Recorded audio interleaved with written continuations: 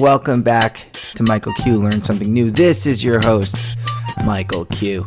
And if you're somebody that breaks New Year's resolutions, has a hard time sticking to a goal, this is the episode for you, because really when it comes down to it, it's about building good habits. Well, it's a lot easier said than done, right?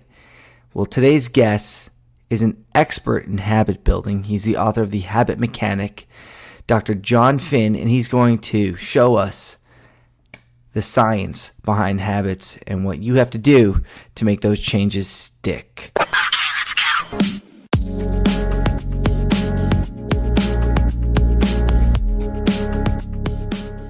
Can you give us a little introduction to your background and how you became interested in habits? Sure. Well, I've got 3 psychology-related degrees, including a PhD, and I got taught that if you could get people to know what you needed them to do, so for example, you need to eat 5 portions of fruit and vegetables a day, or you need to walk 10,000 steps, or when you're under pressure, do X, Y, and Z, or if you want to motivate yourself, do these things, or if you want to focus and be productive, do these things. I got told if you get people to understand what they needed to do to be at their best, then you've done your job. And that's what cognitive behavioral therapy is really based around, which is CBT. If you can get people to know what they need to do, you've done your job. But when I went into the field, after I'd done my degrees and tried that approach, I found out pretty quickly it didn't work. That just because people know they need to eat 5 portions of fruit and vegetables a day, or they know what they need to do to be a great leader, or they know what they need to do to get good sleep, they don't do those things. So I was lucky that as I was studying, we were able to start looking inside the human brain. And then as I developed my career over the last 20 years or so, we've learned more and more about how brains actually work, and that brains run on mainly autopilot, or what we call semi-automatic and automatic behaviors, thinking and doing. And we can think of those as habits. So most of what we do most of the time is a habit. So we actually do what we're in the habit of doing, not what we know we should do. So that's why I ended up writing the Habbit Mechanic, because it's a write-up of all the work that I've done over the past 20 years or so.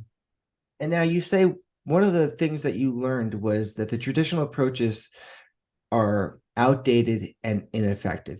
Can you tell us, let's start with why the old approaches don't work and how you discovered what does work?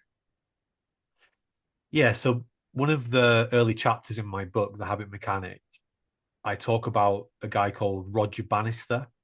Roger Bannister was the first person to run the sub 4-minute mile. He did that in the 1950s. When Roger Bannister did that, he was at Oxford University in the UK, and he was studying to be a medical doctor. But he was also a research scholar, and he was in the physiology labs at Oxford in the late 1940s, and he was investigating the role of oxygen in distance running. And he got people on treadmills as we see them today. He was putting the gas exchange monitors on them like we see today to measure carbon dioxide output, oxygen input. He was measuring their heart rate as we see today. So he was using this technology, which most people have seen nowadays, to measure these quite sophisticated physiological measurements.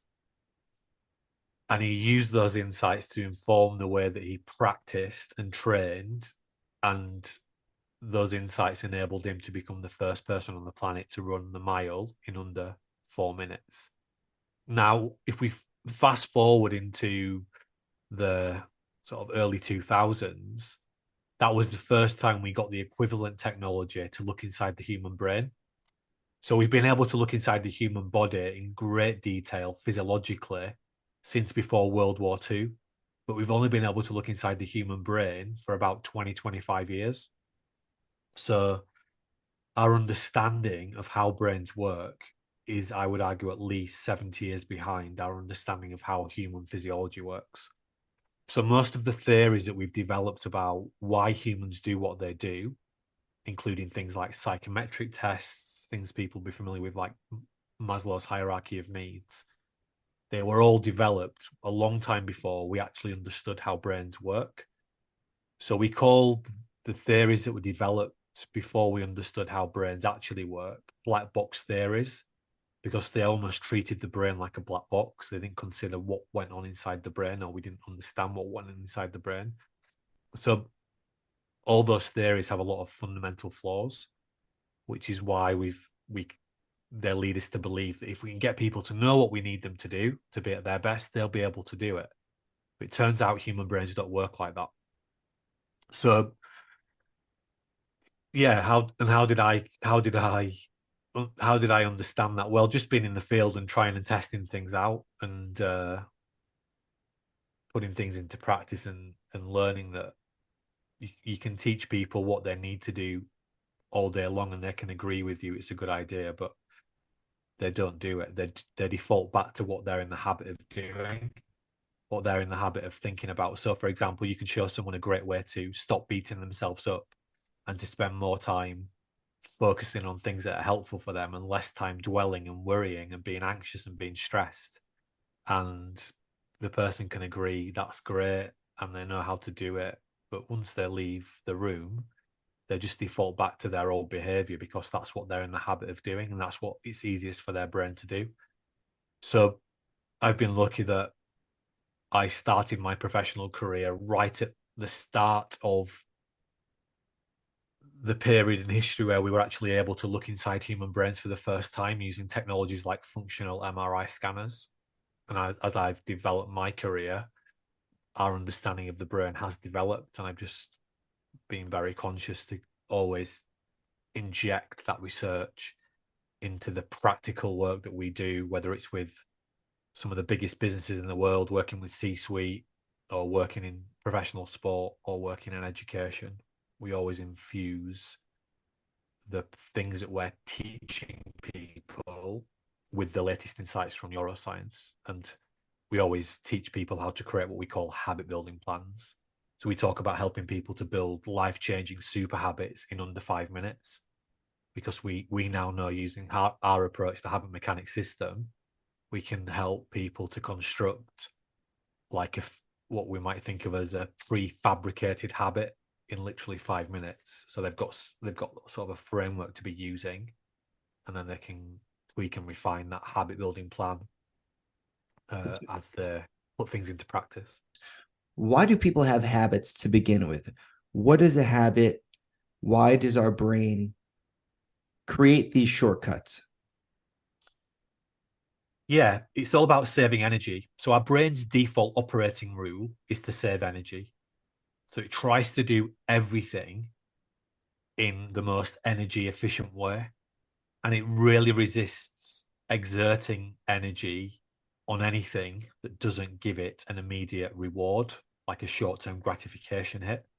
That's why we procrastinate on mentally challenging work. So when we have to really think about something, it burns a lot of energy. So our brain uses a disproportionate amount of energy for the size of it. So that's why when you have to do something mentally complex or mentally challenging, you can find yourself quickly procrastinating, checking your emails instead, or checking social media, or whatever it is, because your brain is avoiding expending energy. For most of so we've been around as a species for about 300,000 years. And for most of that time, energy has been a really scarce resource. There hasn't always been a fridge full of food or a supermarket on every corner. We saw in the pandemic where there was this scarcity of resources. Everybody panicked and they went out and they behaved in this kind of bizarre way, really, when we look at it in the cold light of day, but they were just running on instinct and trying to get as many resources into their house as possible so they could survive. So our brain is looking to save energy, and the most energy efficient way to think and do is to habitualize things. So when we use that word behavior in psychology, behavior is not just what you do, it's what you think as well. So beating yourself up is a behavior. So our brain is trying to turn everything it can into an automatic process. And the easiest way to think about our behaviors is to kind of lump them into habits, because we can kind of understand at a neurobiological level how habits work. We can think of them in loops. And then you can package behaviors into habits, and you could package habits into routines. So that would be my quick 101 summary of why do we automate things and what habits are. One of the things that you write about is to discover what the destructive habits are. If it's bad for us, why does our brain do it? Yes, it's a great question. And some of the things our brain automatically does and habitualizes are counterintuitive in terms of, well, if it's bad for us, why do we do it? Think of it through this lens instead. What our brain is doing is all about survival. It's trying to help us to survive. So, for example, a destructive habit might be that I beat myself up too much. And you think, well, why does your brain habitualize worrying and beating yourself up? Because what all the brain is doing is making us aware of threats and problems and worries and stressors, is what we call from a strict scientific perspective. It's doing its job. But unfortunately, we're designed to live in small communities, literally in tribes, where we only have a limited number of social interactions.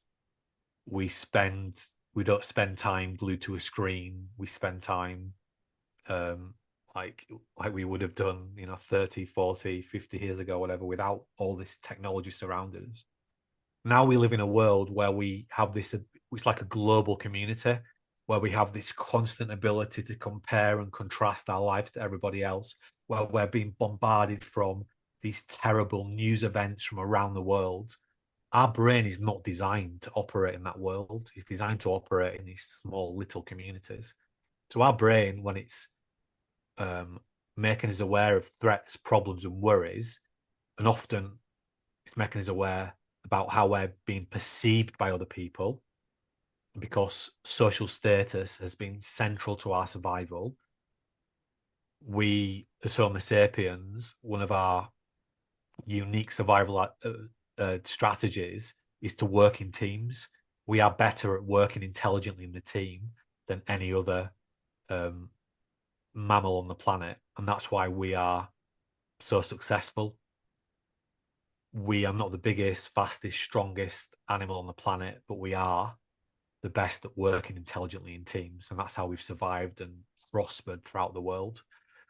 So it's really important for our brain to be telling us about what other people think about us, because if other people don't like us, other important people in our lives, it means we get kicked out of the group, and that means our survival chances get diminished. Equally, if others don't like us, we can't pass our genes on. So we've got this a lot of counterintuitive behavior, but when we strip it back, it's all about survival. The same with overeating. We have an abundance of food now. It's so easy to overeat and have too many calories. Equally, we don't even have to leave with hybrid work. We don't even have to leave our house anymore. So we don't have to do exercise. And our brain loves that. So the conditions of the world around us have changed, but our brain just keeps doing what it's been programmed to do. And a lot of this stuff becomes destructive for our health, our happiness, our performance. Does that make sense, Michael? Yeah, that makes a lot of sense here. Now, Ian, I'd like to see if you could give an example of maybe some destructive habits that, people don't even realize that they're. I like that you brought up social media. So, what example would be like checking your phone, checking your phone too often, checking social media a lot. So that would be a destructive habit that people are doing. So when you're working with people, would you first say, okay, make a list of all these habits that you're doing that fit this kind of criteria, that's really taking a lot of time out of your day, and then analyze it from there, and then go about breaking those habits down? Or how would you address that? Yeah, the way we do it is in 3 simple steps, and this is how the book is structured. So we start by helping people to do more, what we call intelligent self-watching. And to help people to do that, we have habit metric tools that we've developed over the last 20 years. These are not psychometrics, which are outdated and ineffective, and many leading neuroscientists now say that psychometrics are about as predictive as horoscopes. They judge you and they label you. Our habit metric tools get you thinking about yourself in a really constructive way, and they help you to identify the things that you're doing well, but also the areas that you want to improve. And by moving through those self-assessments, which you can get in the Habbit Mechanic book, they help you to start pinpointing areas in your life that you want to work on. So then that's the first step. The second step is we then introduce some new knowledge and some new skills. So for example, if you recognize that you want to be more efficient and effective with your time because you recognize that you're being too distracted by things like social media, you go to chapter 25 in the Habbit Mechanic, where you'd learn about your 25-hour brain and your brain states and your activation levels, and how to organize your day using a tool called the willpower story. And then in step 3, we'd help you to create a habit building plan so that you don't just know about how to create a willpower story, you start to habitualize it into your daily life. And the habit building plan, which you can create in as little as 5 minutes, helps you to get the behavioral science on your side. So we've got our own behavioral science model, the 9 action factor model. So by answering a series of questions, it helps you to get the behavioral science working for you instead of against you. And can you go a little bit into this willpower story? Yeah, so real high level overview. If you want to be productive today, there are 4 core ingredients that you need to activate. One is you need to know why you want to be productive today.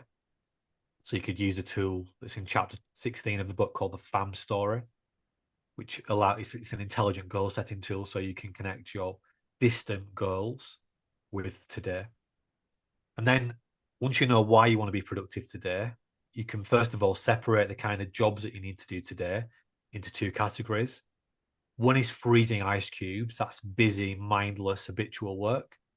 The other type of job is building ice sculptures. That's much more mentally complex work. That could be working on yourself, like I want to build a better stress management habit. It's also the kind of stuff that you need to do at work. Then the second thing, the third ingredient. So the first ingredient is the sort of the motivation piece. The second ingredient is the types of jobs you need to do. The third ingredient is brain states. So we can think of our brain as being a bit like a battery, and it has 3 charge states. We've got recharge, which can be sleep or non-sleep. We've got medium charge. We use our medium charge brain state to freeze the ice cubes. And then we've got the high charge brain state. We use that to build the ice sculptures. And then the fourth ingredient is our activation levels. So activation is, you can think of activation as being like a speedometer, like a dial. If you're at 0, 0 on the activation dial, it means that you're dead. That's the starting point. If you're at 1, you'll be in a deep sleep. And the low numbers are calm, relaxed.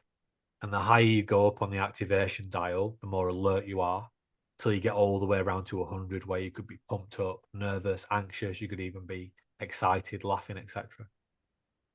And for each brain state has an optimal activation level. So for me, for example, to do high charge work, I need to be about 55, 60 on the activation dial. So you need to work out which activation level do you need to be at for each brain state. And then we also need to recognize that the high charge brain state, for example, is a scarce cognitive resource. We only have so much of that capacity in each 24-hour period. And if we don't get our recharge right, we're not going to be able to get into the high charge brain state at all.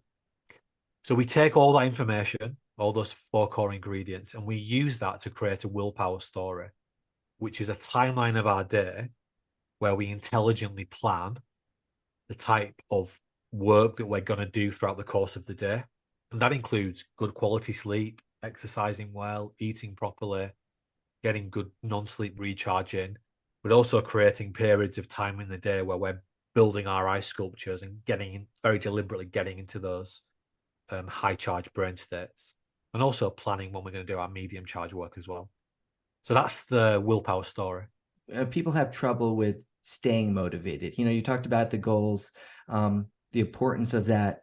And that usually, sticks around for a short period of time. But, how do you get people to stay motivated, stick to their goals, and have an emotional connection to want to keep on following through till it does become a habit?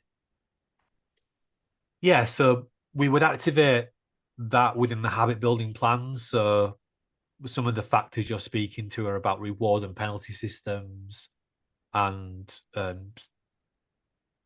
social influence factors. So the 9 factors that are driving our behavior, we've got to keep activating those. But so in the Habbit Mechanic book, there are over 35 tools to help us to be at our best. All those tools are centered on what we call intelligent self-watching and intelligent planning. Some of the tools are daily tools. Some of the tools are weekly tools. Some of the tools are monthly tools or bi-monthly tools or quarterly tools. So the key is that we create this structure of daily, weekly, monthly, intelligent planning and self-watching activities. And they help us to build the habits that we want to build and get better at noticing in simple language when our motivation is dropping off or where our emotions aren't quite where they need to be, so that we can proactively manage that and get back to our best sooner rather than later. So we think of every 24-hour period as being a bit like a barcode, but instead of a black and a white barcode, think of a red and a blue barcode. And the red lines are times in a 24-hour period when you're thinking and doing things that are not helping you to be at your best and that are getting in the way of you uh, achieving your goals. So that could be poor quality sleep. It could be beating yourself up too much. It could be procrastinating too much. And the blue lines are times in the 24-hour period where you're doing and thinking things that are helping you to be at your best, like good quality sleep, like being focused, like doing high quality recharge. And all we're trying to do is recognize where the red lines are, get rid of more of the red lines and build more blue lines. And you could take the same metaphor and think about your brain. Our brain is made up of about 100 billion neurons. Some of those neurons are red neurons, like they're not helping you to be at your best. Some of those neurons are blue neurons. You can think of in very simple terms, think of your brain as being like the barcode, but it's your brain. And what you're trying to do and what we do with our approach is we help people to recognize where the red wires are through our habit metric tools. We give them some new knowledge and skills to help them to start getting rid of the red wires and building more blue wires. And then we show them how to create habit building plans so that they can automate the blue wires, which will override the red wires. So that's what we do in 3 simple steps. But it's all in the Habit Mechanic book. Right. Habit Mechanic book is not a normal book. It's not one idea repeated 10 times. It's literally a toolkit for life. It's a manual for success. It's got an end-to-end toolkit in it that I pick it up every day and I dip back into things. It's designed that way because I got sick of just seeing books that told you what you needed to do instead of showing you how to do it. So the Habit Mechanic shows you how to do it, not just for yourself, but also it shows you how to do this as a leader and how to infuse this into your teams and your cultures, etc. So it takes you on a journey through everything. I like that you brought that up because I have heard you talk about your different leadership concepts, and one of the interesting leadership concepts that you bring up, and I think this can relate back down to something small like habits in yourself, but can be scalable, is helping your strongest players. They will encourage others. You talk about if you're trying to build a team, the way to do that is to make the strongest players stronger. Can you explain that concept? Yeah, so when we think about changing a culture or improving a culture, we often get fixated on the people that are not going to buy in, the people that are going to be problematic. And I think if you've got a team or you're in a big organization, you can kind of think of everyone across a continuum. One end of the continuum is what I call habit mechanic mindset So people that are absolutely bought into the idea of learning, growing, developing, putting their best foot forward, wanting to be the very best version of themselves, wanting to be the very best team member, etc. It's a habit mechanic mindset. The other end of the continuum is what we call an ape brain mindset, APE, which is an acronym that we've created for the limbic regions of our brain. Stands for alive perceived energy. That end of the continuum is a very fixed mindset. So I am what I am. I don't want to change. I'm disengaged. I'm not going to be re-engaged. I'm quitting quietly, that kind of thing. So you can put everybody on that continuum. Some people are at the extreme end. Some people are closer to the middle. The best place to start in terms of helping people to help you to start doing things differently in the team or in the organization is with the people on the end of the continuum towards the habit mechanic mindset. Because every second you spend investing in those people is going to go 10 times further than the people at the other end of the continuum. And actually, by helping those people to start modeling and habitualizing the new behaviors you want people to adopt, that they're going to start to become the role models and activate the social influence piece to bring other people in the middle of the continuum along. You know, when you're trying to get some of these habits to stick, a lot of the times the social influence that that we go through is so powerful that it will compel us to keep on going. So if you proclaim something, that will put you on the hook to not quitting. So is this one of the concepts that it is real? Yes, there are 9 factors that drive our behavior. So one is the rule that we can change, but we need to keep it small. We call it the tiny factor. One is about personal motivation. One is about personal knowledge and skills. One's about community knowledge and skills. One's about optimizing brain states. One's about reward and penalty systems. One's about external triggers. One's about mindset. And one of them is about social influence. So we model and we copy what important people in our lives do because we want to fit in. And the reason for that is it goes back to the perception. So that's the P in the A acronym that I mentioned earlier. So if we take an ibuprofen, it actually numbs down not just physical pain, but also emotional pain. So social status is and our desire to have it with people that are important in our lives is hardwired into our brains. Our brain cannot distinguish between physical pain and social pain, at a general level. That's why the ibuprofen deals with both. And the part of our brain that makes us aware about our social status is actually hardwired into the parts of our brain that tell us we are thirsty and we are hungry. That's how fundamental it is for our survival. And it's back to that idea of the team and working in teams and also passing our genes on. So social status is key. So that's why we copy and we model what the people that we look up to, that we want to like us and we want to fit in with. So that's why it's such a powerful factor. And this is why social media, is one of the huge drivers for social media. If you want to fit in, you want to show how great your life is, etc. The one other concept that I heard you speak about before is functional equivalence. When you visualize something, there's no difference than actually doing it. Can you talk about how that relates back to the habit mechanic? Yeah, so at the heart of the habit mechanic approach is learning. So we have been conditioned to think about learning as being connected to education, something that's very formal. You learn a theory or a model or how to add up or subtract or structure a paragraph or whatever. But we are learning all the time. So fundamentally, we are designed to learn. Our brain is like plasticine. It's remolding all the time in accordance with what we pay attention to.